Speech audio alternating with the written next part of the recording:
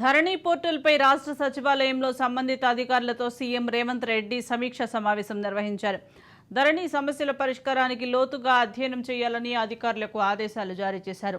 ప్రజల అభిప్రాయాలు, సూచనలు ఆధారంగా సమగ్ర చట్టం రూపొందించాలని సూచించారు. అవసరమైతే ఈ అంశంపై అసెంబ్లీలోనూ చర్చ జరపాలని నిర్ణయానికి వచ్చారు.